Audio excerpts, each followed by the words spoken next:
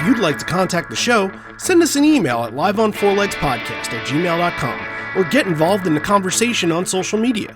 Join the Pearl Jam Podcast community group on Facebook or follow us on Twitter at liveonfourlegspod. And my one brother was telling me that on the way in, when he landed, that there was a new kind of news bulletin crossing in the airport. And he wasn't sure he read it correctly, but it was something about a couple guys stole 5 million bees. Which begs the question, how the fuck do you steal 5 million bees? And who had 5 million bees to begin with? And I hear about all this problem, like where are all the bees going? Well, this one guy's got them all. And then another guy stole them. I mean, he says it's true, and I trust him because he's never smoked pot his whole life. I know that for a fact.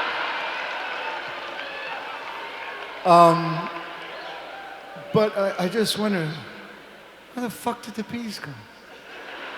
So if you hear like a really intense buzzing, call the cops. And away we go. You're listening to Live on Four Legs, the definitive live Pearl Jam podcast, featuring Mr. Stone Gossard.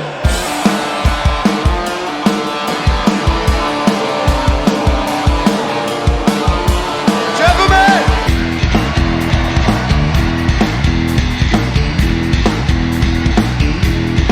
Mama Creed!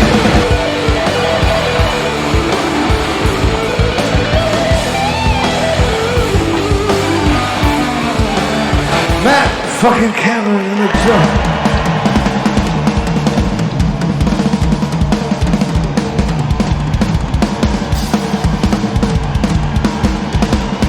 Mr. Boom Gasper!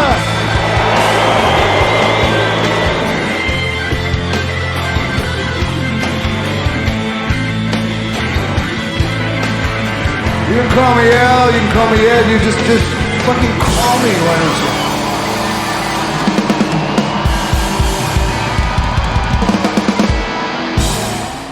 Hey everybody, now welcome to Live on Four Legs, a definitive live Pearl Jam podcast. The last episode, yours truly was not involved in because I didn't need to be.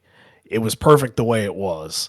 Javier was the maestro on that. He handled it so perfectly, and the guests were terrific as well. I'm just gonna get it right out of the way. Camilo and Sandra were fantastic, and we thank them so much again for joining us for the first ever Live on Four Legs episode in Spanish. And since we felt like it was such a big success, and we're still at this point waiting on some of the reviews to come in, and I think that if I can tell it was really good and I don't speak the language or understand the language, then people who do, I think, are going to really, really enjoy it. So obviously that is not happening for this episode, because the fact that I am on it is enough to tell you that this is regular old Live on Four Legs and gringo English right here. So that's what we're going to do. But don't worry, I think we will be back with more South American episodes in Mexico and, you know, wherever else. And we'll try to make this more of a thing for our friends down in Latin America, because they absolutely deserve their stories to be told by them. And I mean, we're just thankful that Javi is one of us to begin with and can kind of have that link to those communities. So yeah, that should be a really great thing on the horizon for this podcast. And I just wanted to mention that right off the top because I'm super proud of it and super thrilled about it. And I hope you guys are too, even if you don't understand the language at all. But today, again, 2016, this is all America and Canada right here, you know, red, white, and blue, and red and white. And we are looking into a show that you guys picked on Facebook and on our Patreon. all the episodes moving forward will be picked on those platforms by you guys. So keep an eye out for it. If there's specific ones that we haven't covered before that you want to hear us do, then all you got to do is sound the alarm and make sure people know about that and vote, because that's what our democracy is all about. Once you vote for something, we put the count to the test, and we don't need to recount everything. So the episode that we're doing today is Ottawa from 2016. And there's so many 2016 shows that I think get talked about frequently that always get brought into the conversation, whether it be Greenville, whether it be Philadelphia, whether it be Toronto, whether it be either the Fenway or Wrigley shows, whether it be Telluride. There's just so much from this year that they made magic on. And it means sometimes some of these other shows from 2016 just get fallen by the wayside a little bit and kind of get forgotten about, but there's still hidden little gems. And this Ottawa show, I feel like you can put that in that category right there for sure, because this is 2 days before Binaural in Toronto is about to happen. It's a week after Philly and 10 happens and the Garden happens. And obviously, your main Pearl Jam fandom for this leg of the tour is based in those two areas. So once you get past that, it's kind of like you got Quebec City, you got Ottawa before you go to Toronto, and maybe that kind of gets lost in the fold a little bit. Like maybe Ottawa has a little bit of the St. Paul 2014 syndrome to it. But that's why we're here, and that's why we cover everything, and we're very thankful that you guys chose this one instead of, I don't know, Fort Lauderdale or Jazz Fest, or there weren't a lot of shows that we didn't do this year. Pemberton. We've done all the ballpark shows. We've done all the full album shows. There's not a whole lot left from 2016. So at some point, it'll be all done. But to get there, we got to do Ottawa. So that's what we are doing today. Randy Sobel over here. Javier Hervas over there. Hey Randy, hey everybody. So yeah, we got the episode done. You guys don't know this, but Randy has jack shit idea about what we were talking about on the episode. So but to Randy's credit, he did an insanely good job editing everything because he was just guiding himself by cues and maybe silences. And there were a few notes that we were sharing back and forth, but kudos to Randy too, because just having a really good feel about how the conversation was going, and even though that it was not the language that he was comfortable with, he did everything in one take. So that's a lot of really good talent right there too. So thank you for taking the time, Randy. Thank you for pushing like the idea forward. I had a blast doing the episode.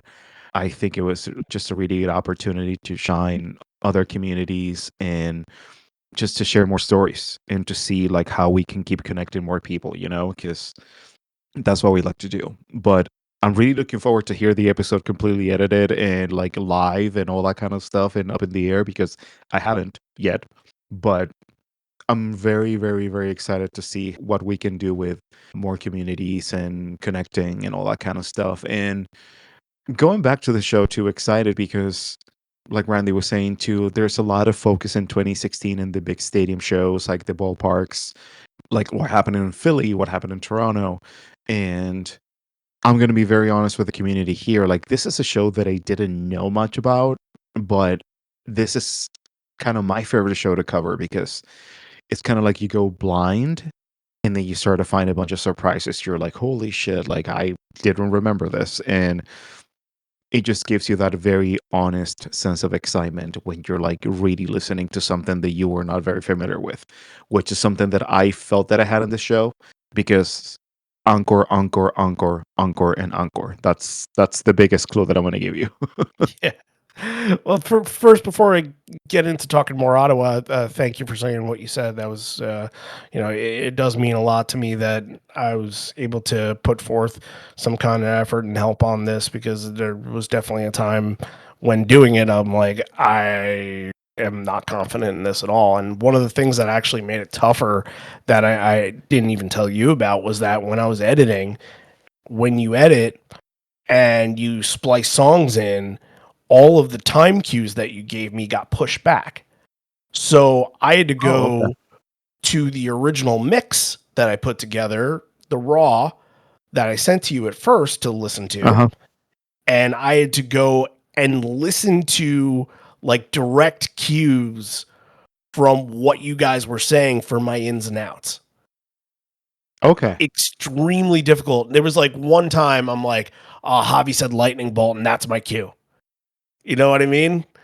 Like Well, that's even more impressive because then all the timestamps were wrong. So well, even more it impressive, Randy. wasn't Even wrong. more impressive.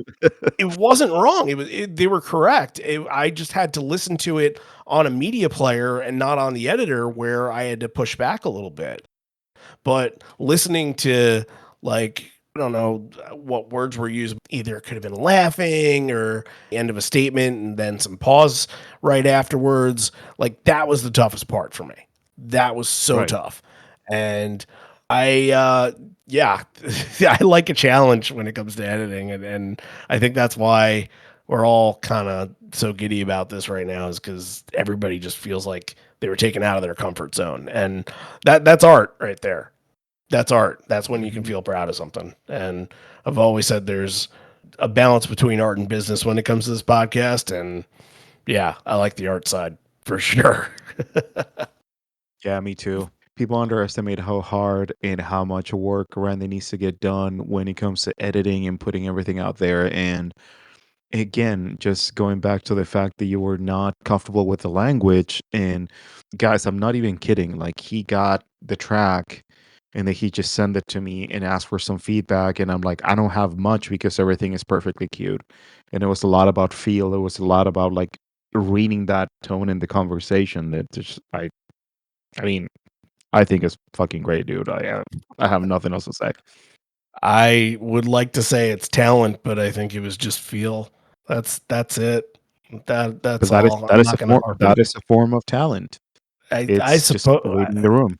I've been editing video and audio since I was 16, 15, something like that, and it just always felt natural. Like, I don't want to go off and harping off myself. That's doing a discredit to Ottawa and the people that tuned into Ottawa here. So let's just all be proud of the work we did and move forward and do some more awesome work as we progress here.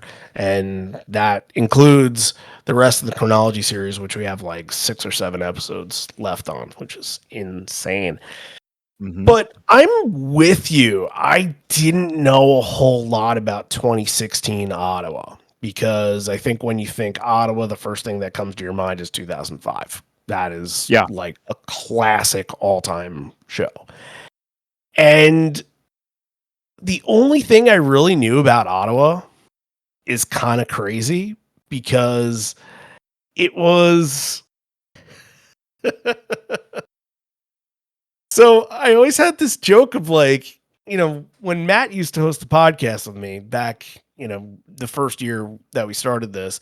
Matt is a massive fan of Big Wave, and he wanted it so badly. He wanted to see it so badly, and I always would tell him, like, well, go to a beach. And then I'd look at the list of places where it was played, and I'm like, yeah, it's mostly played at beaches, but Ottawa, for some reason, like, that doesn't make any sense to me. Why is it being played in Ottawa when it's usually played in, I don't know, somewhere on the coast of California, or in Australia, where surfing actually makes sense? It will And make more sense. Yeah, it will make way much more sense, yeah. right, so that was always my joke about Big Wave, was that, hey, at least they played it in Ottawa. And they played it in Calgary too. Like, you go back to that show. There's a reason why they played it at that show. Like, Kelly Slater, who obviously is friends with Ed, had won some big event, and that's why they played it. So, okay, there's a reason behind it. But in this show, Ed says, "I'm going to dedicate this to all the surfers. I know there are at least two of you." So that's as much as we get out of that. It's definitely for friends who are in the audience. and that's about it. It could have been his brothers were there, so it could have been for his brothers. I don't know. Yeah. I don't know, but fascinating nonetheless. That was my knowledge of this show before diving in, and I'm glad to now know a lot more going into talking to you guys and having sort of this background. But also there's all the storylines about 2016 that make this year really memorable, and this really feels like the first time that ballpark shows were going to be a big thing and a big deal. 2013 was the test. They got through Wrigley. If you can get through that Wrigley show in 2013, you can pretty much get through anything. That was, Hmm. I think, the motto there. So it's like, all right, well, this time let's go to another famous ballpark. Let's go to Fenway and let's do Wrigley again, and let's put a documentary about it together, because the Cubs were having one of their best seasons in years that year. And then they obviously won the World Series. It's a really cool, like, three-part act of all the Wrigley shows from 13 to 16 to 18. Because in 13, you have like struggling Cubs up and coming. 16, they arrive, and it's like, yeah, this could be the year. And 18, they come back, and 18's like, bring the trophy out on stage. They did it. It's a cool Right. little three-part act there that I just love. And it really, in hindsight, makes those Wrigley shows even more special, especially with the soundtrack and the movie. And the movie is special to me in more ways than one. But it's, I think, a big facet of this year, and I think a lot of people learned things about the community when it came to that movie about Dr. John. Hmm. Like, those are things that have stuck with people for a long time, and everything else in between with 10 in Philadelphia and raising the 10 banner. I mean, you can even say one of the big storylines from this year would be canceling the Raleigh show because of the HB2 law. Hmm. That's Yes. another thing that obviously was really important at the time, and the band's fans definitely felt very, very split about it. Some people were very supportive and others were not, and others people were just like, why pay attention to that and play the music, and I paid for rock and roll and that's what I expect to get. So it's all weird sorts of things. It's like the last tour where maybe the world felt normal to some people. You know what I mean? Yeah. You do hear a little bit of shit about Trump at this show, and at that point, I think it was just kind of a factor of laughing it off a little bit and like, yeah, this will never happen, but wow, he's kind of a jerk and whatever. But now we can look back on it. I feel like there's a lot from the show you can look back on and be like, well, so much was said there that things have either changed since or not changed at all. Hmm. So it's fascinating. I really like the 2016 year. I didn't love the shows that I went to outside of the Fenway shows. I went to the two Garden shows. Those were not my favorite Garden shows, but they hold up just fine. They're all right. I don't go back to them a whole lot, but Philly, I think, won the whole entire year because they had two out of this world shows.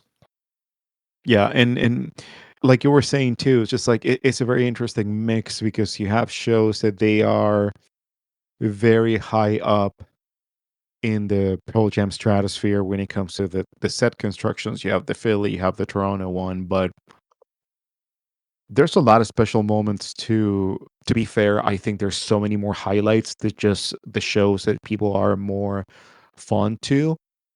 And I think this can be a really good one just to put out there too for people that are not very familiar with the show, because there's a lot of interesting stuff happening here that we're going to cover as the encore that I'm going to be like completely very pushy about that one. So Well, why don't we get through this main set first and then get to the encore, encore, encore, and yeah, just have a time with that. So let's start the show with a little bit of the title track from the record that was still not in promotion for at the time. I don't like to call it in promotion because it had been a couple years since it came out, but it was the newest record to that point, and they were obviously comfortable with the song. So Lightning Bolt is the opener on this night.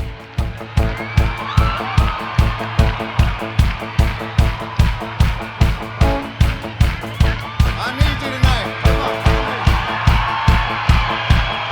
She comes on like a storm, but you don't know where from. She was thrown like a burning meteor from my old side. Looking for a place to land, she said, if you got yourself some sand and what, wherever you reply, she took cares, yes. She comes after me with her newly planted seeds of soon. Come down on your knees and then you're dead.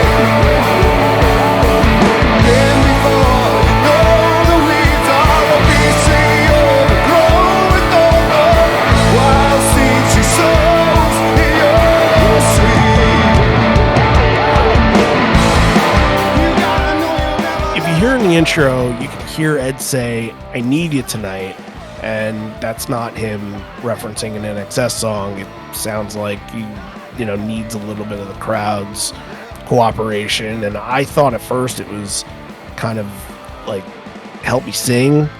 Like maybe he doesn't have the best voice. And when you hear the thump on this version of Lightning Bolt, in the beginning especially, it didn't feel as on the front foot like it should. Like a beat or two slower than maybe most versions in this era and especially the era before. It's just kind of not the energy that I would have expected, especially like leading off and kicking off a show like this. And it made me think that it's an odd choice as an opener because of that. But I overall don't think so, because I think that this isn't the normal way of going about it. So I can't pin it on it being an opener for it sounding like this.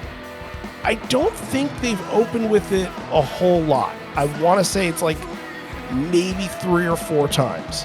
Actually, now that I actually look at a number, it's 2. It was this show, and then it was Lexington, Kentucky from the same year. So those are the only 2 that they've ever opened with. They didn't give it any other opportunities, but at this time in 2016, they were not opening with typical Release and Wash and sometimes kind of songs. They were opening with Mind Your Manners and Go and Corduroy and Why Go and Once and those songs. Yeah, and now you mentioned all those openers. It does make sense to me that maybe Lightning Bolt was one of the chosen ones to start this kind of show, especially if you want to keep the energy high. Although, when you hear that kind of sentence from Ed and he says, like, well, I need your help tonight, you immediately think, like, oh shit, like his voice is going out, and there's a lot of back and forth with the audience that the audience will have to support a lot tonight. I don't think it's the case, but I agree with you. There's something that it makes feel this version of the song a little sluggish, and I think unfortunately that drags a little long with the next couple of songs, but it's not going to be that way all the time, or it's not going to be that way throughout the entire show. It's just, for some reason, maybe they were trying to slow down the pace in certain songs, but if you want to start with Lightning Bolt, you need that upfront energy right there with you. Like, that stomp, it needs to be like super dynamic, and you really want to be contagious with the crowd, but I don't think they have that right now for X, Y, and Z reason. But I'm like, okay, well, are they going to pick it up after this? Are they going to try to continue to build up momentum? And because if they want to continue this formula, you got to be in your A game. And the band is always going to try to put like their best out there, but for some reason, I don't think the tempo works for this. Like, I need a little bit more. And especially with the next section coming up too, you have a lot of that stuff that you're like, okay, there's more energy coming, there's more power coming, and I don't feel that it's there yet. They also, at that point, I think, were clinging on to they can do anything. I think they still felt a little bit immortal in that sense, or they just power through it. It's like, hey, we've done this before, we'll do this again. And then you get to what will be next week's episode in 2018. We won't do this episode in London where he got sick, but we'll talk about the specifics behind it for sure. After that, everything changes. He understands how he feels at certain shows, and maybe on a night like this, he would start a different way instead of going directly into a high energy song. He would kind of ease his voice in, because none of this is really easing your way in. It's lightning bolt, mind your manners, evolution, save you. And that's like kind of the opposite of any sort of ease. If you had a nothing man and release or something as like the first two, then maybe you see a little bit less of the sluggishness in it. Lightning bolt's supposed to feel bright and bubbly. Didn't have it. And even if you're listening to it, it sounds like he's kind of like huffing and puffing a little bit, which I know he can embellish that. He goes like does this he does that from time to time, and I don't know if that's like an embellishment because he's feeling like stressed, or an embellishment because he's feeling the moment. I don't know how like these performances they can be feeling jacked up about them, because it just didn't come off in the speakers feeling that way. So let's get into the next three. Mind Your Manners, Evolution, Save You, as I mentioned. Mind Your Manners feels very bass heavy, and Jeff is definitely like on the lowest end of the equation here. It makes the song sound kind of sludgy and dirty. Overall tempo being brought down, like when you have a song like Evolution and Save You, those are built on high tempo. And it felt like the band wasn't used to kind of taking a step back with those songs yet, which they would in like, 4 or 6 years' time. Now we see Evolution kind of have more of a groove pace because of that. But back then, there wasn't. So you hear like Cameron in some of these songs, and like transition into measure don't feel clean because he's still trying to be overpowering in moments. So they're a little discombobulated here, and I think they're just trying to figure it out. Yeah, yeah, maybe they need a little bit more time just trying to get into the pocket too. I'm glad that you mentioned the mad point, because this show also feels that there was a lot of changes on the go. Jeff feels very grudgy in some of the songs here too, when he started like maybe too much overdrive on the bass, that when you actually don't need that. And in the mix, if you listen to this on YouTube or Nux, whatever platform you use, the mix is kind of weird too, because I think the engineering team was also trying to find a happy medium, because there are a few songs, especially Mind Your Manners, where the drums is just all over the place, way in front, way too loud, mic cannot be heard. You hear the bass on the drums, and then you hear like Ed's voice, and then everything else kind of gets kind of like washed out. It could be a thing that it was a learning experience for them as a team too, and for the band, because the biggest piece of feedback that I can take from here too is like, if you're trying to maintain your lead singer, and if you want to extend the life of the show by doing this, maybe they have to be more comfortable with like, okay, maybe the play here is just not to play them a little slower. We just need to take half step down and play them like that, and keep the same intensity, and just not just slow down the pace to try to help Ed. I don't know. Maybe that was some sort of thought process going on. But once you start to hear those songs, you clearly notice that there was something a little off, that maybe they were not completely 100% comfortable with it. Or I think it could be just getting comfortable with playing them a little bit slower. Because the next night, if they play these songs, they're not going to sound like this. You know what I mean? Right. Yeah. So I think it's just all kind of changing up what they do and figuring out what changes work for which players and how to connect and keep that connection. So, I don't think that this continues. I think once you get into like the next batch, you start to see the songs gel a little bit more, and that's what we're looking for here. So Ed says, good evening. The first time we said it was 10 years ago. The last time we said it was 5 years ago. So I think we're right on schedule to say good evening, Ottawa. Were there as many of you here before, or have you been procreating? Looks like there's more of you. Who knows how long before we come back, but let's make a night of this. And then points up and he's like, is that the penalty box for crowds up there? Now he's talking about Trump. He says, when you cross the border and been in America for a little bit and got a guy like Trump running for president, sign of times, 10 years ago, it's one of those signs where you feel like the world is going to end. We'll talk about it later, but you see the fires in Alberta, and that feels like some kind of crazy end of the world. And then when you figure out that Canada doesn't have a team in the NHL playoffs, that really feels like the end of the world, right? The next section here is going to be Small Town, Love Boat Captain, Deep and Faithful. How about some Riot Act love early on at the show? We had Save You, we have Love Boat Captain, and in a couple of songs from now, we're going to have I Am Mine. 3 Riot Act songs within the first 9 is not too shabby. And what is not to love about Love Boat Captain with a little Jumpin' Jack Flash intro on this? This rendition got hot in Cincinnati and St. Paul on the previous tour, and it's kind of been one of the calling cards for this song ever since. And I really like the cadence of this one. The jam isn't completely extended, but once they break out of it, all you hear is Boom do the full intro.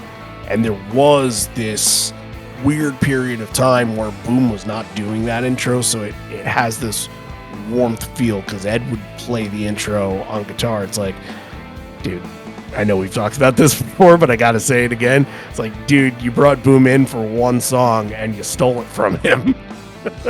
Right. But, speak of Boom a little bit, because Stone is almost kind of playing something. I want to ask you about this. Like, in the chorus, he kind of plays like this little Hawaiian-like twang, like that. And he doesn't do it on every version, but this is the first time I'm feeling like I'm making that connection associated with Boom in Hawaii. What do you think about that? I mean, you made me think about something new too, because I never kind of like put 2 and 2 together too. But yeah, the little detail that he's playing in the back. This is still those years where Stone is a little hyper obsessed with the Bixby arm and the kind of like modifying his Les Pauls just to have like a tremolo arm. So whenever he's doing that, you can hear like that he will sustain the note a little longer, and he will just play with the Bixby arm, which for some reason he doesn't do it all the time. But whenever he does it, it's just a very, very rich detail that you can hear at the back, because it's a lot of stomping, it's a lot of like chord progression in the song, and sometimes you need that kind of like little back end thing that is going to make it a little fresh.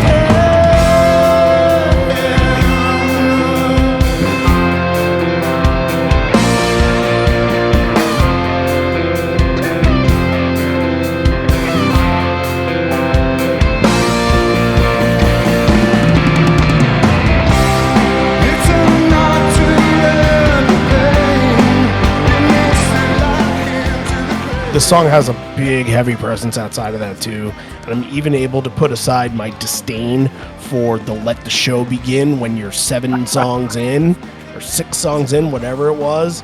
Like, dude, you already addressed the crowd. The show started. You're like 20 minutes in. Don't with that. I will accept it in 2 spots: the first song or the second song, where you can say that. Anything else, get it the fuck out of here. But the love chants back and forth at the end were excellent on this. This Love Boat Captain, definitely a highlight. And then it transitions into Deep. Really, really well done. I don't think those are 2 songs that get placed back to back very often at all, but they certainly made it work. And then the Deep into Faithfull transition is excellent too. And on this batch of songs, it feels like those are kind of better options for the night. It's either that or they got off to a slower start and now they found a little juice.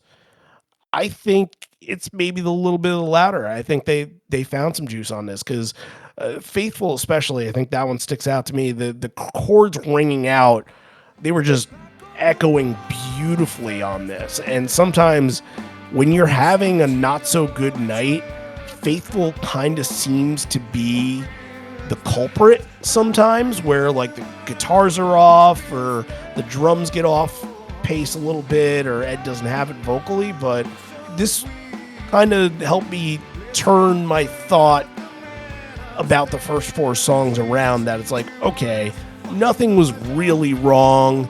They were just trying something else, and they're now guided in the right direction. Faithful, I think, helped push that along.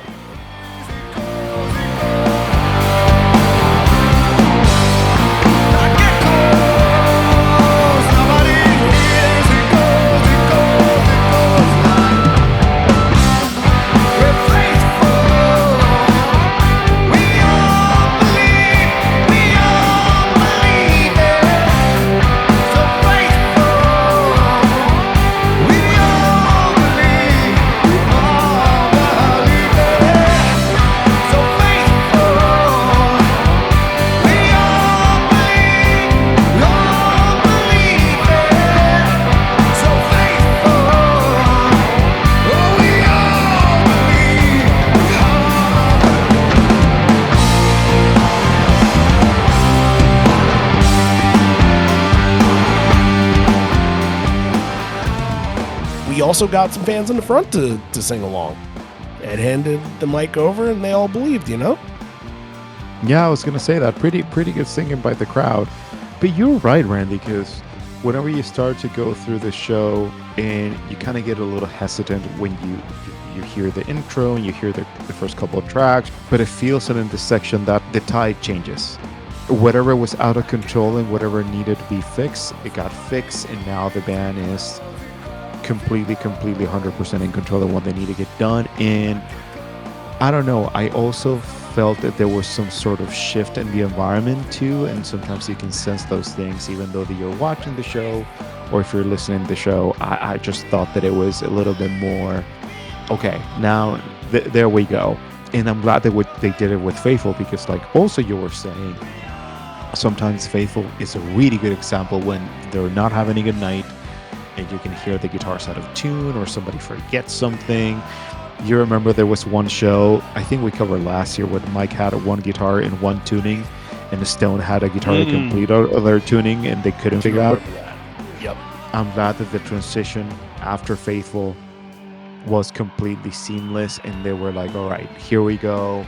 Now we're in control. We found the groove. We are in the pocket. Let's go. Because I don't know if the sense of the audience or the vibe that you were getting from the audience would have been as positive as it was after this moment towards the end, and maybe you have had it another kind of like a longer gap like you had in the first couple of tracks. So after those songs, Ed is now speaking about what's happening in Alberta with the fires, and he says they've been all watching intensely what's been happening at Fort McMurray. And I'm going to let him explain what's going on and give his words of wisdom while still cutting out a part that really doesn't make sense to this section where he talks about, I suppose, Tim Hortons, and he says, "Oh, it's my long lost boyfriend Tim, and I'm feeling really explosive." It just doesn't fit for this section. It's kind of funny, but it's just like, dude, you're talking about people losing their lives in wildflowers, and then you're talking about like fucking some dude named Tim. Like, doesn't make a whole lot of sense. So I'm gonna cut that part out, but play you the rest of it. Well, we've been watching intensely, as everybody has, about what's happening down in Fort McMurray and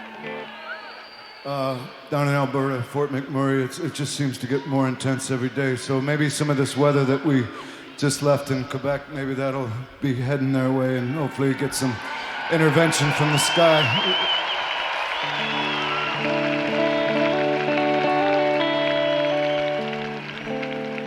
But man, thinking about all the people displaced and how their lives have changed, and sometimes you just never know what is going to happen when you wake up in the morning. And I guess I just like to think that if something like an intense tragedy, like sometimes people say like, "How are you doing? How you doing?" You're like, okay.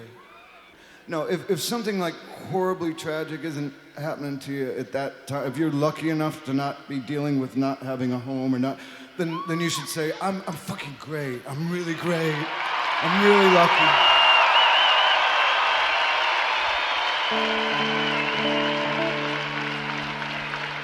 So that's what this one's about. This one's about appreciating the fact that just for the moment, everything's okay.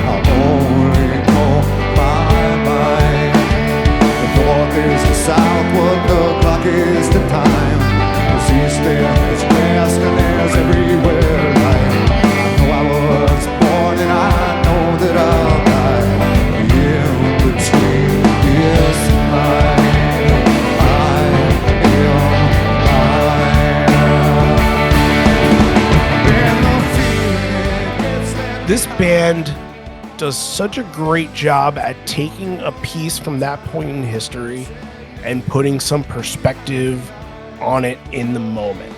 And something like the wildfires, it's a story and it's something that has continued to happen.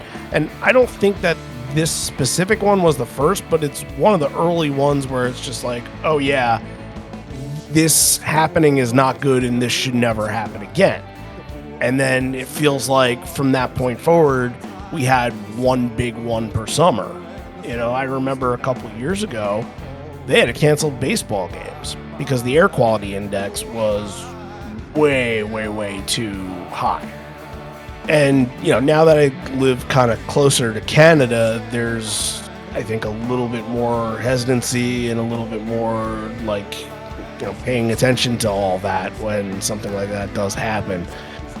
It's always important to see where they were at a certain point in time and how either that piece of history has radically changed life or has gotten better and you can say we've healed from it, or has gotten exponentially worse. Unlike a lot of other bands, I think Bruce is a really good example of another one who does this, just like putting you in that spot in time to signify why things are important right now. And I know a lot of that can come off as political statements and things of that nature, but it's important because it's what we're living through. I think it's also important for 10 years later to remember what we lived through for something like this to prevent that from ever happening again. We need to have these constant reminders. So give the band a lot of credit for continuing to do that over the years, not ignoring some big news story, especially if it is affecting a certain audience. And also something sad to say too, it has become so common every single summer is a fire somewhere.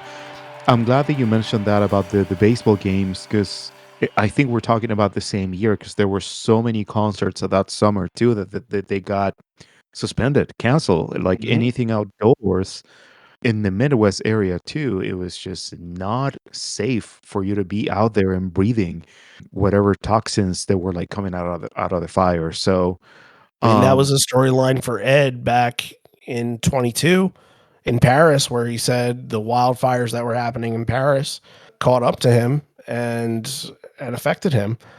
So obviously, this is something that continues to affect the world and not just a certain portion of the world. So, but I Am Mine being kind of like the tribute for that, and really nicely done and really nice performance as well, and digging into even flow after that was a really great version. Mike is using the rotosphere in this, which feels like it's not really a 2016 thing. Am I right about that? Like, that feels earlier. yeah, that is correct. In this case, like there's a lot of Univibe, which it sounds like a Rotosphere, but like a little faster speed. So 2016 is interesting, and I'm glad that you said that because I call it the UFO board because to my knowledge, 2016, 2017, and 2018 is when he went nuts, and that pedal ball was loaded with goodies. But he will kick the MXR 90, actually, face 90, and it will set it up in a very high speed. Vacuums, if you guys get the point here, vacuum sounds will show up again around 2016. We hear a lot of vacuum, but dude, even though that all of that is impressive as always, Matt fucking Cameron and Even Flow is just why you don't do that more often, please. Wow. I mean, there is no more often, right? That's Okay. Don't get me started. Don't get me started. I'm sorry. Just gotta, spit facts when facts are here. But I don't disagree with you. He should have done this more often. I think maybe he was too humble to do it, and maybe he didn't want to take over the show. Like, Mike is the only one that ever wants to show off. Yeah. So I don't know. Everybody should be able to and should be willing to. Cameron especially. He does show off, I think, in his own ways, but he doesn't take spotlight like maybe he did here. But yeah, Right. I was very impressed by this song. He nailed it.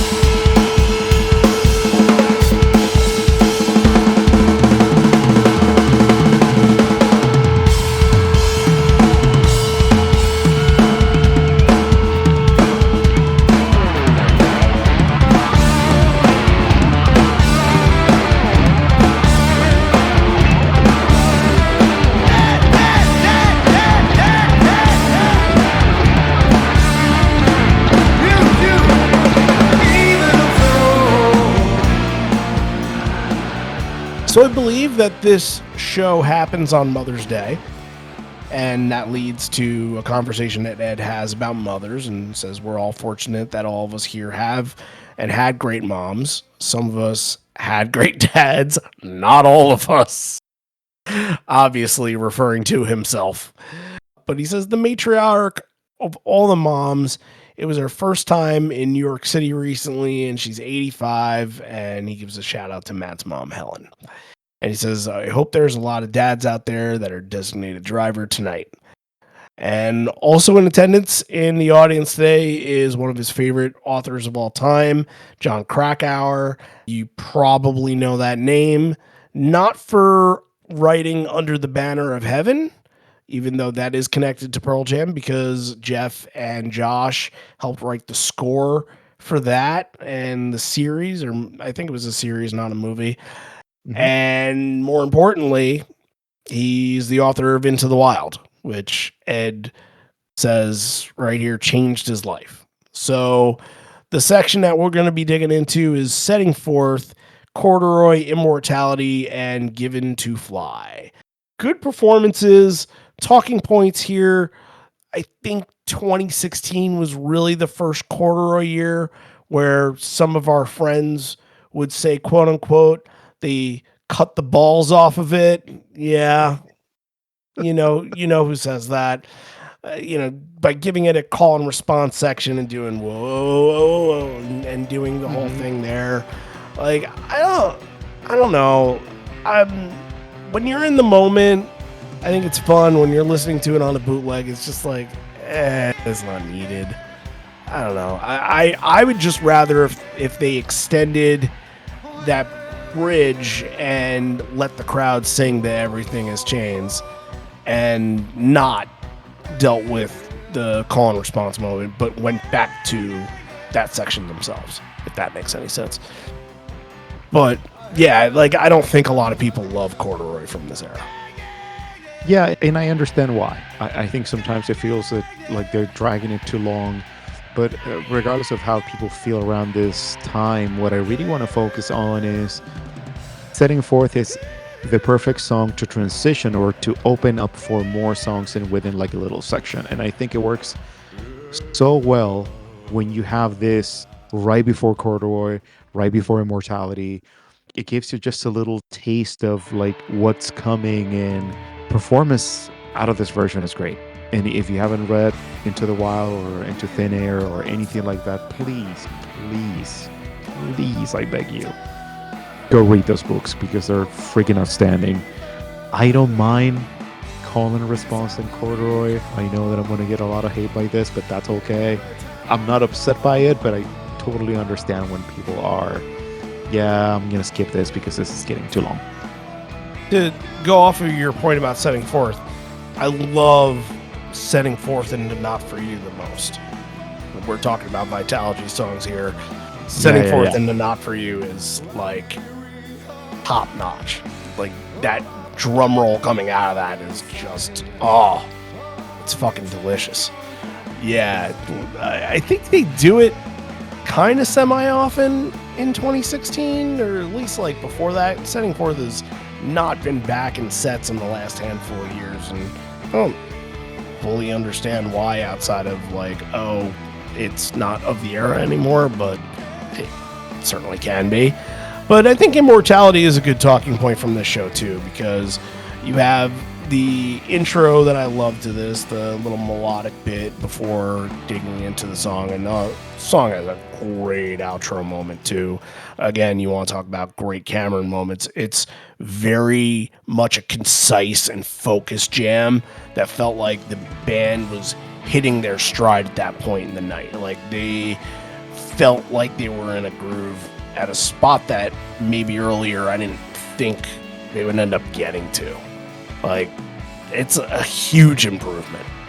And not to say that I didn't anticipate it or expect it, but that's how good they are. They can kind of turn a situation that might not be as rewarding into something that does feel massive. That's just what they do, and they do it so well. They make you forget that they had a fuck up so early because they did something beautiful later.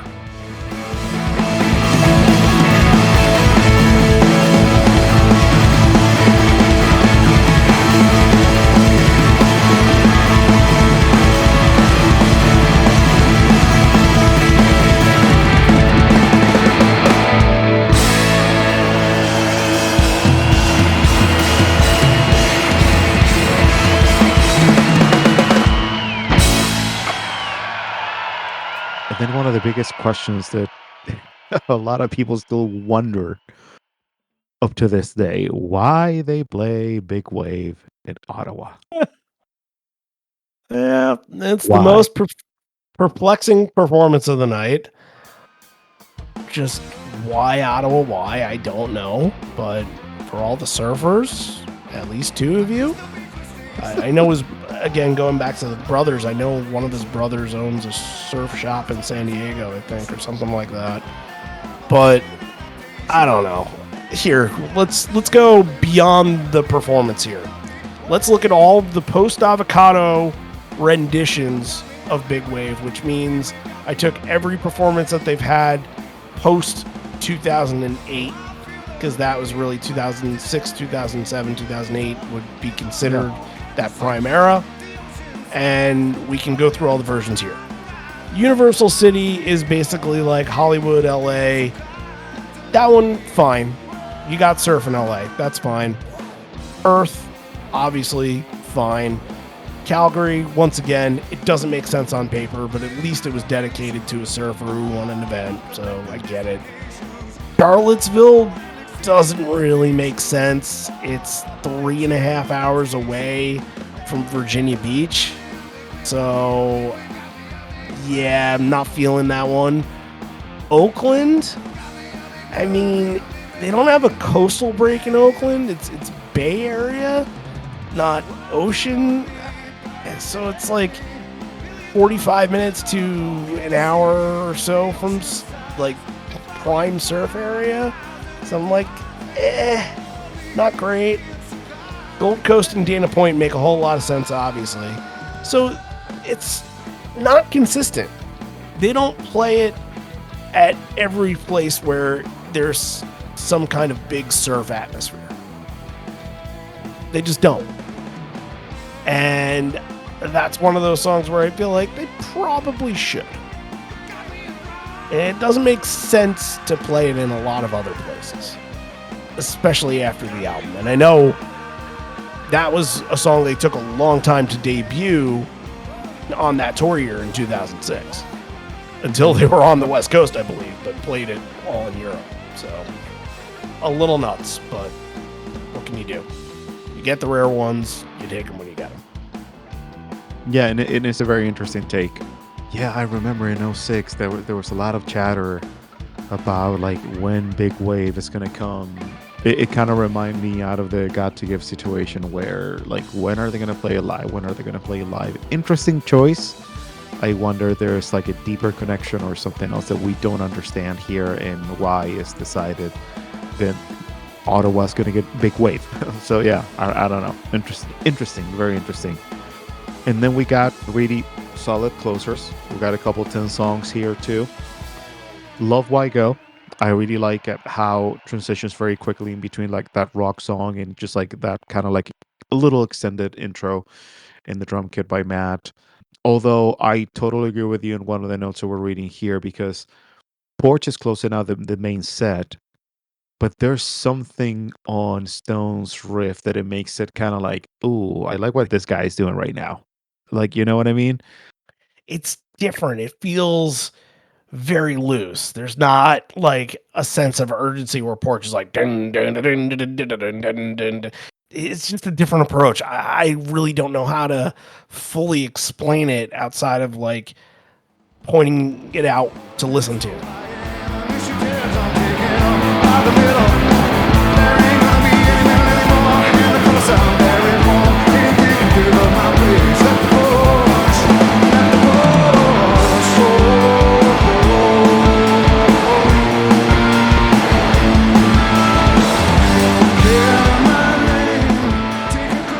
He does some really cool things on the solo too to make it stand out. And yeah, once again, the trio of 10 songs at the end of the main set here with Jeremy in between Wygo and Porch were just phenomenal performances.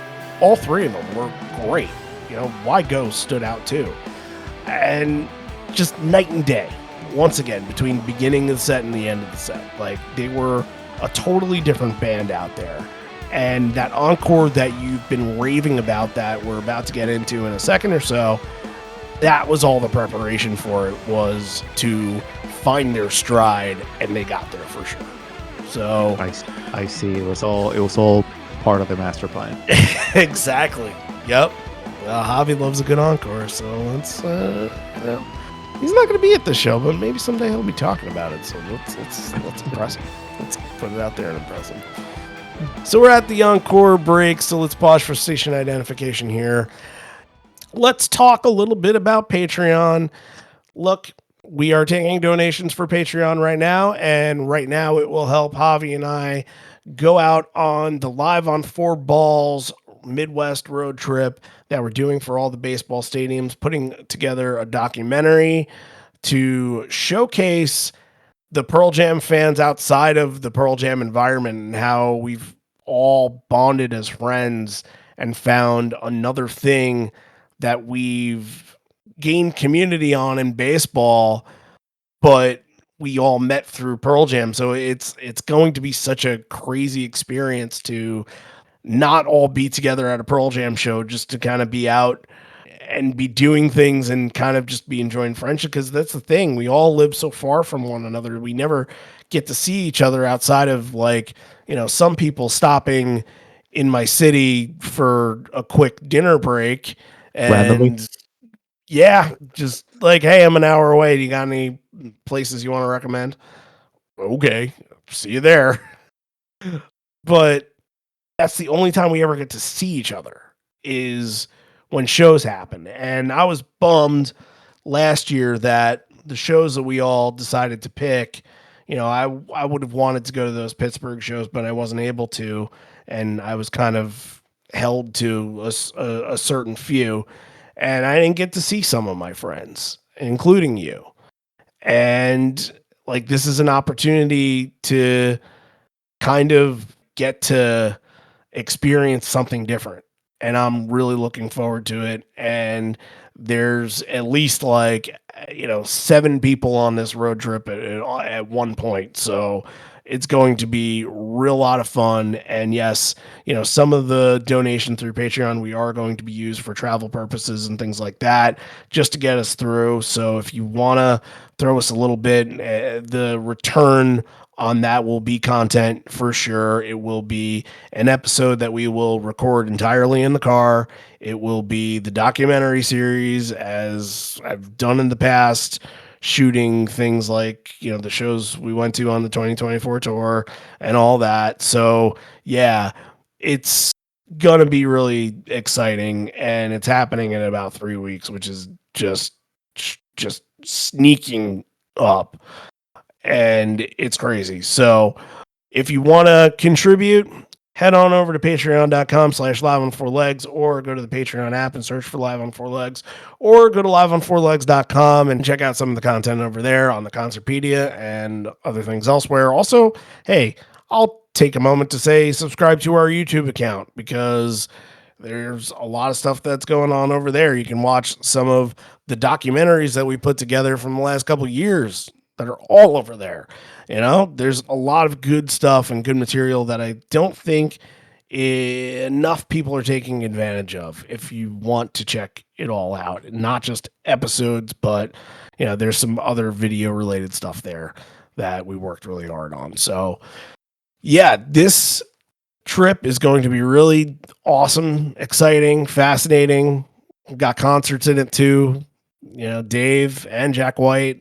So a lot is going on, and we'll be definitely documenting it throughout the whole entire time. So whether it be through Facebook, whether it be through Patreon, whatever it is, you guys will know what we're doing if you're following along. All right. Now we go back to the rock.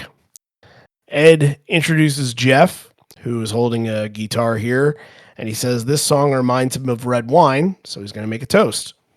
I swear on my passport that this is the best sounding venue that we've played on this tour. It might be you, but it might be a combo between the crew and the great group that we have here. And then he shouts out his brothers Chris and Michael. Once again, have to mention that Chris is the brother that tragically passed away a couple of years ago. So I know we talked about him in the last episode that we did. And they're there in the audience, and I wonder if that was for them, the surfer comment. And he's saying thanks for making this crowd impressive for those guys, because they know how many wrong notes they had to hear me hit growing up. And one brother said, this is, I guess, a tie-in with the next song. One brother said that when he landed there was a news bulletin in the airport about a few guys stealing 5 million bees. How the fuck do you steal 5 million bees And how does one have 5 million bees hanging around? Where'd the bees go? So if you hear an intense buzzing, call the cops. And that's why they're going to play this next one on Mother's Day. This is what a great mother would tell her daughter.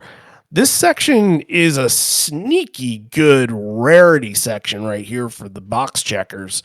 B-Girl, Speed of Sound, and Parachutes. If you are searching, I think you might have gotten something new out of these three. So they might not be the most requested songs of the bunch, but I think this section really works out well. I would like to address something before going into like Speed of Sound, which I think is the highlight of the three. There is an old Live on Four Legs character from episode number 4. I remember this, and it was 370 episodes ago. This is 100% factual. There was a guy in the crowd at Amsterdam Night 2 2012 that we focused on throughout our episode because this guy screams out, "Thank you so fucking much," throughout the entire show. And guess what? It happens right after B-Girl. No doubt in my mind that this is the same guy. I am convinced. I am 100 out of 100% sure it's the same guy. It's the same tenor in his voice. I remember that from anywhere, and I'm going to play you both of them right here. So follow along with me. This is Thank You So Fucking Much Guy from this show with B-Girl.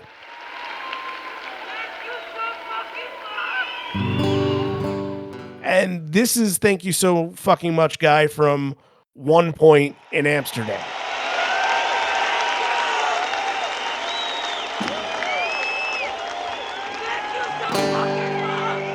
I mean, you can't tell me that that's not the same guy, or at least his twin. I'm going to give this dude a lot of credit. He must travel, and he must know where the mic is every single time, because that's fucking impressive. That's a pretty interesting coincidence. Yeah. I don't remember everything from every episode that we've done, but that one is burned into my brain. 100%. Yeah, that's so interesting that it's the same. Yeah, I it's think, the same person. Yeah. I'm very convinced. And if somebody wants to listen and tell me, no, it's not, then argue with the wall. I don't care. It makes for a good story. I think it is. Speed of Sound. I'll give you the floor for Speed of Sound here. Not something they played very often. This is the 7th out of 7 versions all time. I've miraculously seen it one of those 7 times, which is nuts. But this was such a great demo that maybe didn't quite make the biggest impression on the studio record or the biggest impression live. But I've always really liked this song. What do you feel about it? And actually, guys, we were talking about this right before we started the recording, and I was impressed. I was very impressed because when I've been listening to Speed of Sound versions live, or when we have covered the song in the show, you always feel that there's a little bit of a hiccup. It's not going to allow you just to enjoy it in the way that it should be enjoyed. Not the case here. I think it's flawless. I think it's one of the best that I've heard. And that emotion, that like atmosphere that the demo could not translate towards the studio version finally that it was released in Backspacer, it was one of those things where I felt that they found something here, and I thought that it was just impressive because everything was executed in the way that it should be, and honestly, it makes even Parachutes just to stand out as an even really good version, when the majority of the times Parachutes is going to be perhaps not the best version that you're going to hear live out of those kind of like rare tracks that we get once in a while. I think for Speed of Sound and Parachutes, as Ed mentioned, they really liked the room. And before Speed of Sound, he will say, we're playing this because we think it'll sound good here. And I think that's like Yeah. a huge reason. Like, you have to be confident with where you're playing.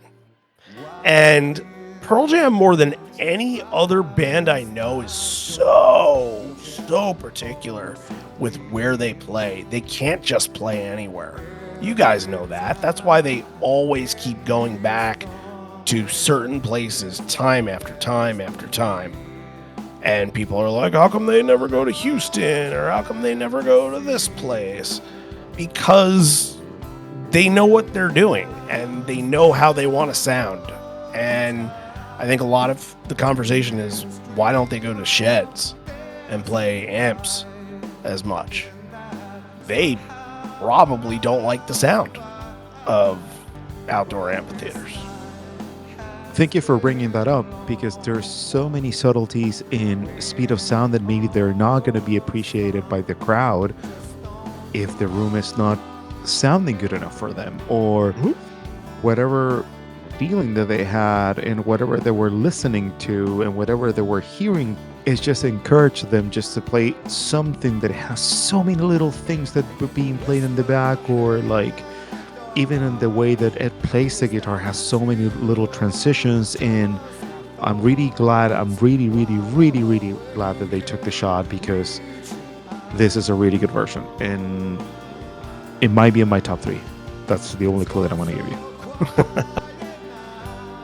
Well, Parachutes does play off of that really well. Again, surprises, and then they go back to the lightning bolt well with Sirens to get into, I'm just going to throw all 4 of these out there: Sirens, Love Rain on Me, Better Man, and Blood. And I had a little thing about Sirens that I'm just going to mention in passing, but I really want to get to Love Rain and Better Man. He changes the lyrics to see you in the arms of a nothing man.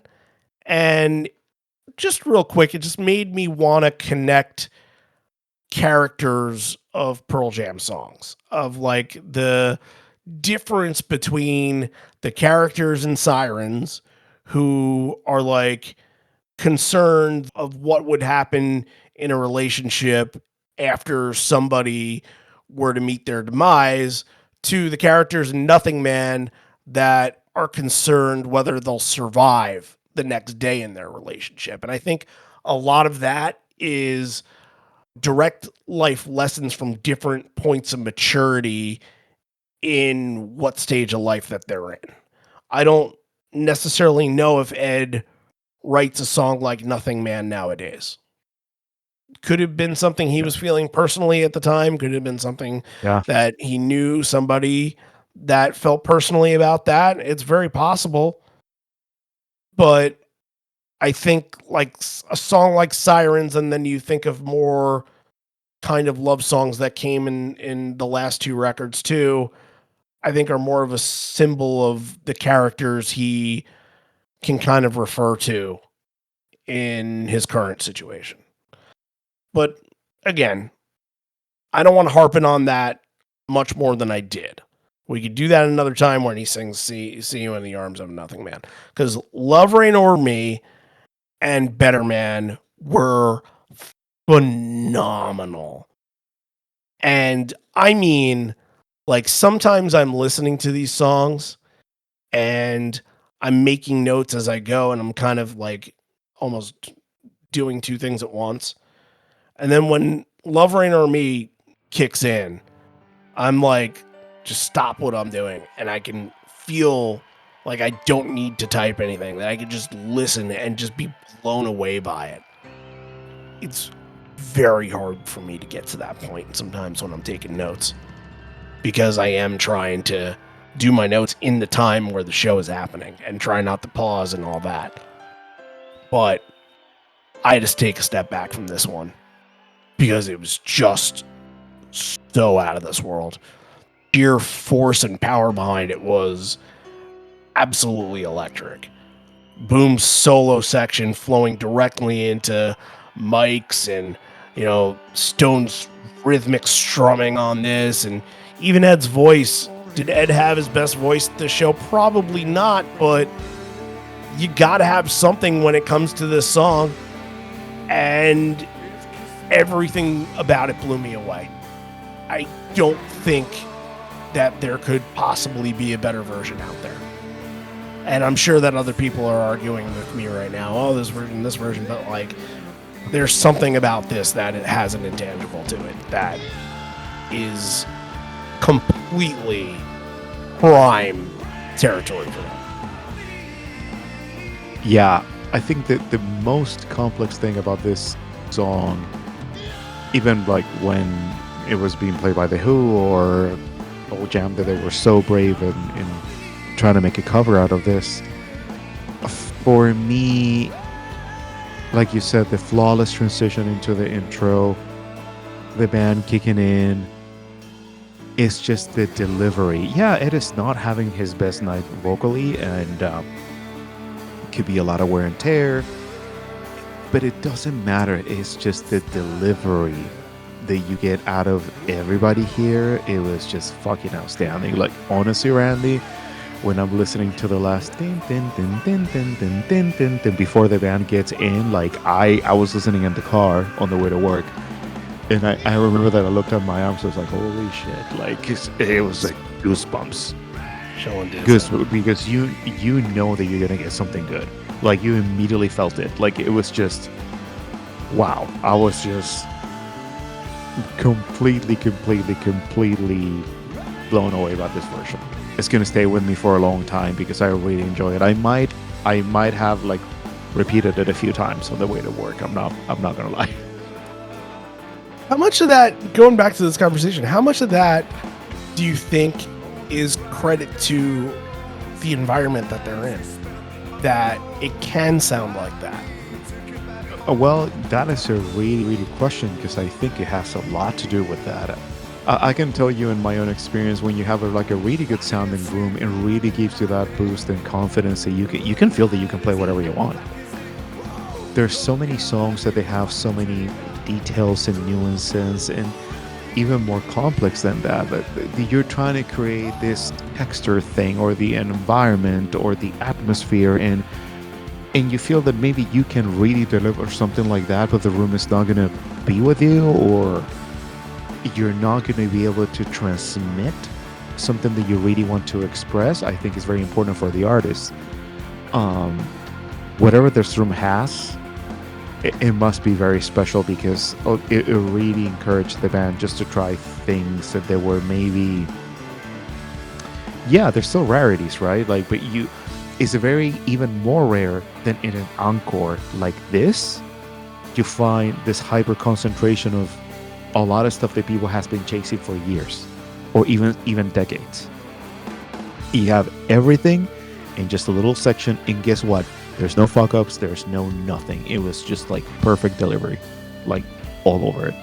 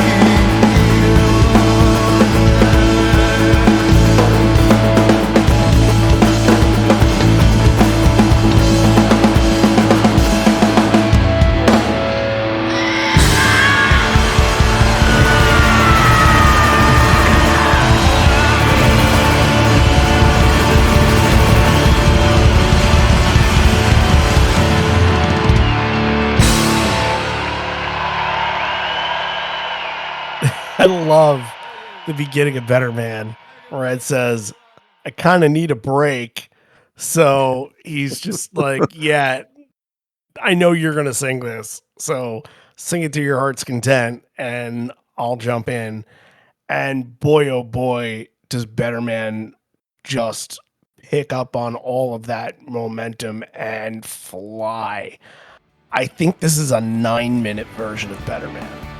It is. Which 9 minutes and 2 seconds. Unheard of. I mean, sometimes it can go to 8, but rarely, rarely do I see. And they're getting so locked in at this point. They're getting so locked in on the jam before the breakdown, and it just feels like it can go on forever. Like the band, like, isn't concerned with when that breakdown is about to happen. They're just going. They're going, and they're basing it off of feel. And it's like when the time comes, we'll know it. We know it. We hit it, and boom, they're in it. Now I'm going to tell you something crazy. I think I have perfectly messed with my brain chemistry to know when a tag on Better Man is going to be full save it for later. Because I don't know what it is. I don't know what it is. It's a superpower. The second that they got into the breakdown, I'm like, this is going to be the full thing. I just had the sense of it. Like, the feel was leading that way. And I don't know if it was because the jam was so powerful or what, but I feel like my brain recognizes when it's coming, and I cannot explain that feeling. You know? It's No. I get it. I get it, and I'm glad that you're saying that because I understand where you're coming from because sometimes you have that just you know that it's just gonna happen. You just know it. I don't have the superpower yet, but I admire you for having that because I really enjoy this one being like such a long version too. It doesn't feel like it's I don't know overextended or anything like that. But yeah, you have to tell me a little bit more about the superpower because I'm intrigued. I want to learn the cues. I want to figure it out when the full version of Save It for Later is coming too. As the kids may say, it and no slight to anybody, but it might just be my autistic trait. Okay. And I say that because I know I'm some kind of neurodivergent in some way or shape or form, but I don't know. I have a feel for some things sometimes. I'm not perfect, but I don't know. I guess there's some kind of chemistry with it that I can't figure out. But once I know, I'll tell you. Cue to the end, too. Cameron, once again, is just putting on the show of a lifetime. And it's the best.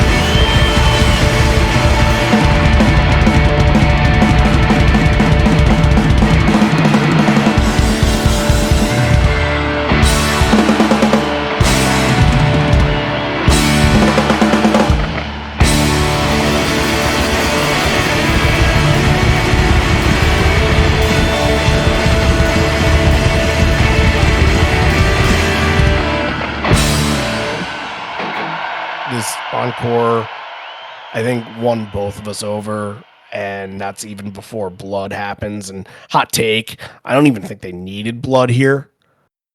Better Man was so good that they could have just closed it out.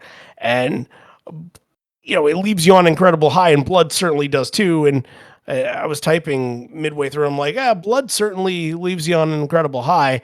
And then right when that happened, the transition out of the breakdown, I'm like, oh, well, okay, that was a little bit of a fumble, but it's still good. It's still fine. But Better Man and Love Rain Over Me were just fucking all world.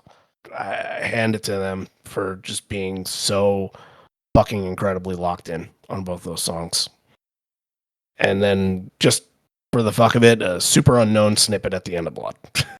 So Yeah, you can clearly tell that they're really feeling it, and then yeah, you have Love Reign Over Me, Better Man. Just you don't need anything else, but I mean, a lot of respect just because they just kept going with blood and that little piece of super unknown at the end is just it feels good to have those little things like kind of like Easter eggs. right. Absolutely. There was an atomic dog in there too. I guess we gotta mention that. But that's Yeah. Encore 2 now. Ed is bullshitting with the crowd a little bit and doing band introductions before getting into a snippet of U2 song All I Want Is You. I've mentioned on this podcast before I am not a U2 fan. That has not changed. I'm still not really a U2 fan. I also don't really understand the point of it here because it's only like a minute long and then it goes into reprise and you're like, well, that's kind of just an intro too. So you're doing like a back-to-back intro thing, and then he talks a little bit over reprise and says stuff like, "Oh, this is a tough year for some of us. We're going through rough things, and we're just fortunate to be around so many good people and great group of friends, musicians, and thanks the crowd a bunch of times." But I just thought, I don't know, I didn't see the purpose of doing both of those. Was there? I don't know. Maybe there's something I I don't don't know. know. Yeah. I mean, I was gonna say if you're gonna play the song, just play it. Just don't give us the snippet because I think it's a really good U2 song. I know that you're not a fan, but I think it's a really good U2 song. Perhaps some connection with the venue, some connection with the city. Who knows? But you know what, Randy, is it's hard to talk about this section because you have, I mean, don't get me wrong, replies, you have like wasted and then you have black, but you're still on a high of what you just witnessed out of everything that it came before that. And you're like, this is great. You get the sing-alongs. Yeah, you can get the maybe life wasted. It was a little slower than usual. But even though that there were great performances anyways, I even feel that the crowd is still in awe about what just they just witnessed. It's hard to beat. It's very hard to overshadow black. Really hard to overshadow black. They did it And here. I think they probably did. Like, I'm listening to black and you're right. I'm still like in this stage of like, whoa, what did we just witness? And I don't know what it was. Like, I don't think I really felt like I got back into the set until fucking up, you know? Agreed. Agreed. Because like you were saying, you have this section where you have like really good songs, and in any other show, like there will be highlights because you create that communion with the crowd. You create the sing-alongs. You clearly tell that uh, Ed is having the emotions and he's feeling whatever he felt when he wrote the song. But it's hard to digest that songs like this can be overshadowed because it's not common at all. But I think it happened, and I think it's fair for us to say, or fair for me to say that actually it was very hard for me just to get me back of that high when I was listening to the other ones. Because when I got up towards the end, you're like, oh yeah, you're getting alive. It's a good solo and everything, but I'm still I'm not even like paying attention to the Alive solo, to be honest with you. I'm still thinking about the fucking Love Rain Over Me solo. I'm just thinking about that, you know? Yeah.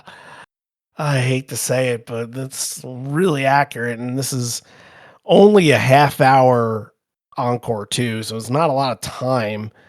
And when something big like that, I mean, especially when you're sitting there and you're blown back on your chair, like your mind starts to wander a little bit, and Hmm. start, it just nothing wrong with anything that happens, but that's how good the performances were that they followed.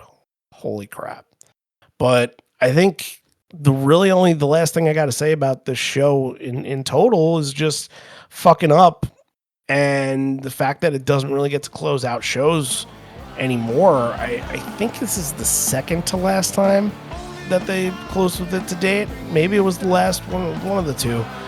But it is an awesome way to make a night like this feel like it stands out. Ottawa, again, going back to the whole storylines from 2016, it feels like it could be a trap show because Toronto's coming the night after it, and MSG and Philly came before that, and they're still high off of that within the community.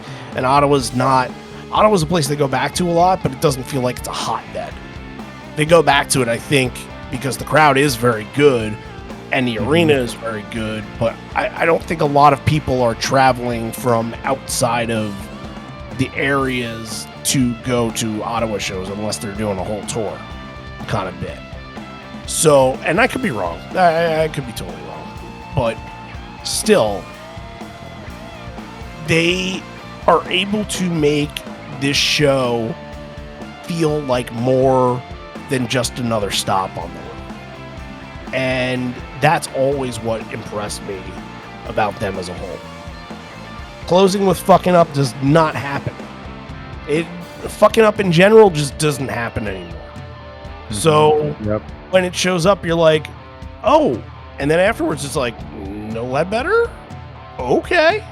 That's how you're gonna close this out? I'm in. I will take this.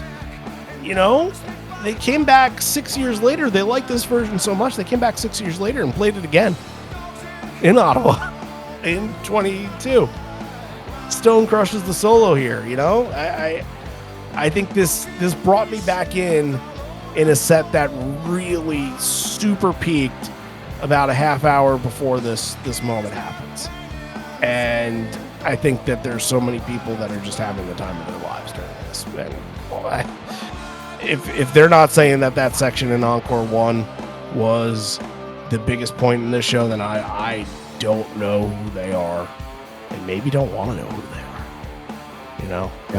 Yeah, I wouldn't like to have that conversation with that kind of people, to be honest with you, because we'll have a very strong argument.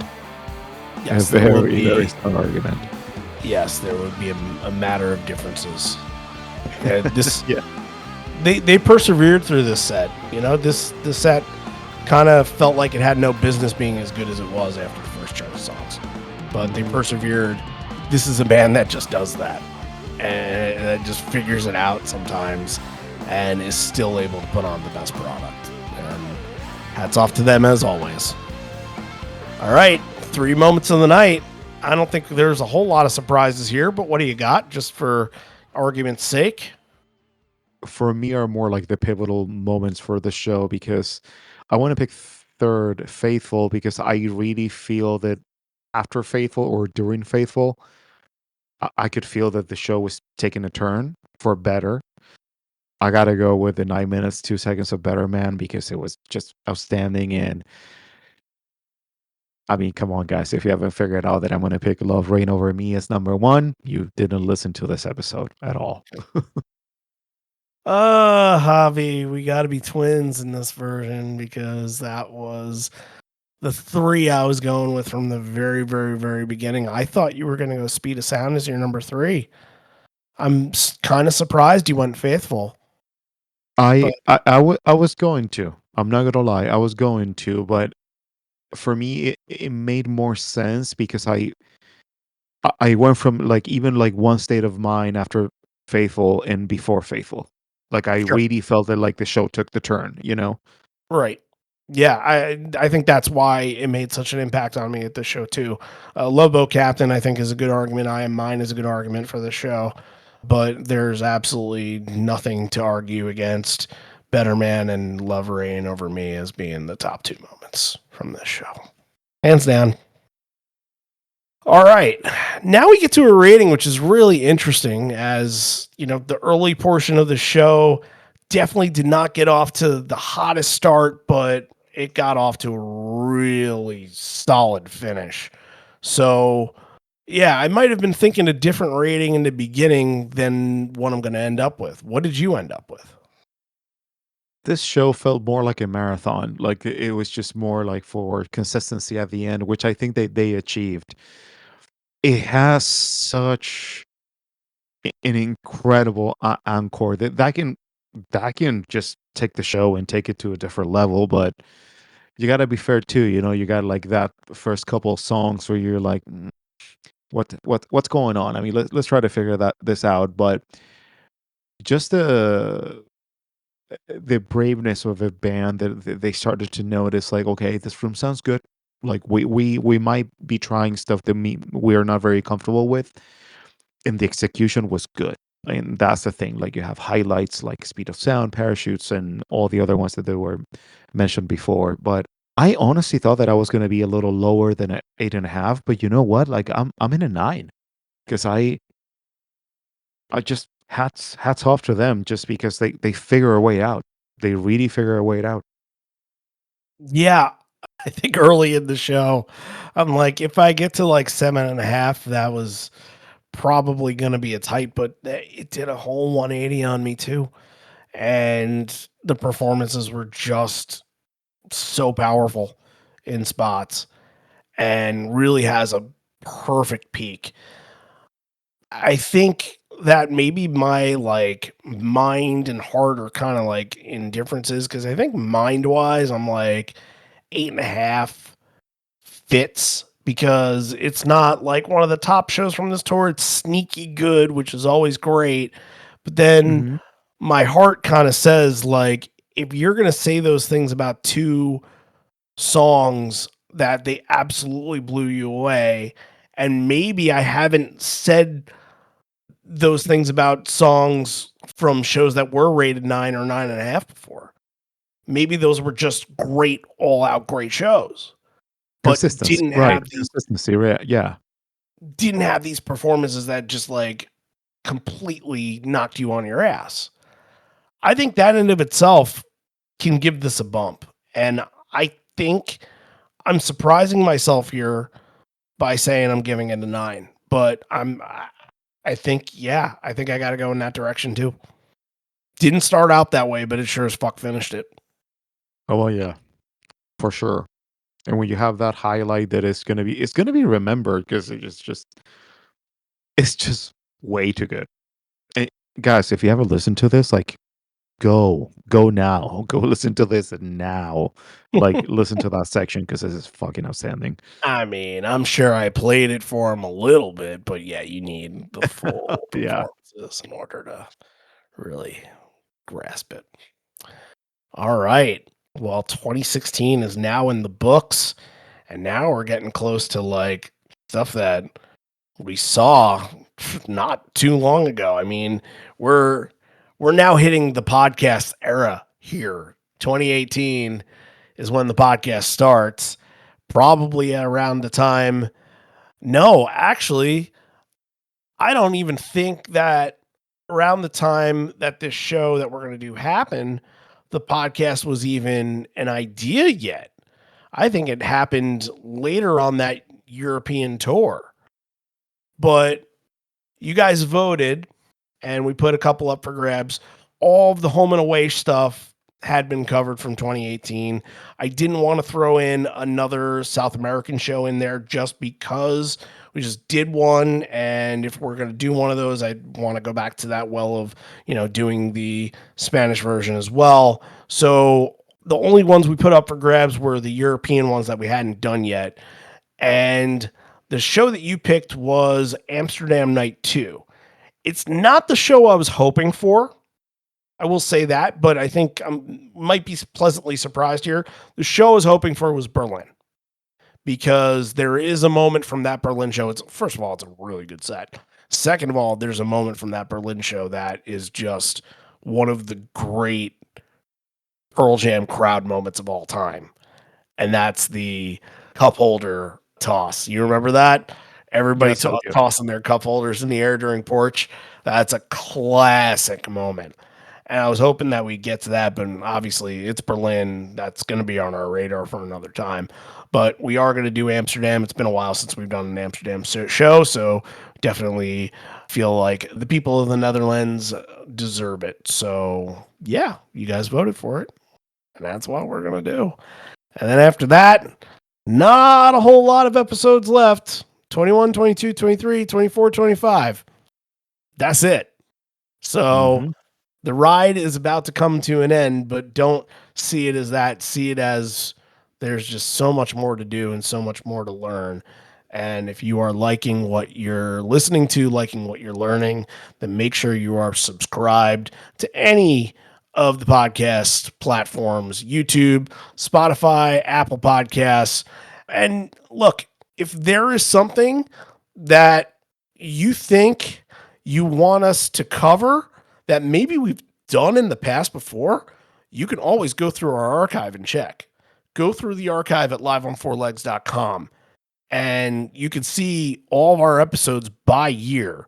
They're not in chronological order through dates, they're chronological order through when we recorded the episodes. So just go through and see if your favorite show has been covered by us, because it's a good possibility that within 374 of these, it has. So we're still got a lot to do. We're still going to work on it, and we do need your help as much as possible to keep this podcast afloat and keep spreading the word. Let people know what you think about it. Comment, rate, subscribe. All those good things will help keep us afloat for the future. And hey, we got some ideas for the future, but we're going to reveal those maybe at a later date when it comes closer to the end of the Chronology series, which will be very sad when it happens, but let's not celebrate it just yet. We got 6 more episodes on it. So to that, I will say this may be the end. We're here, but not for much longer. And although we may be parting ways, miss you already, miss you always. I guess the last thing I got to really say here is Alabama, Louisiana, Jupiter, or something. So thanks for tuning in, everybody. For next week, we will see you on the pod. See you next week. On the dragon.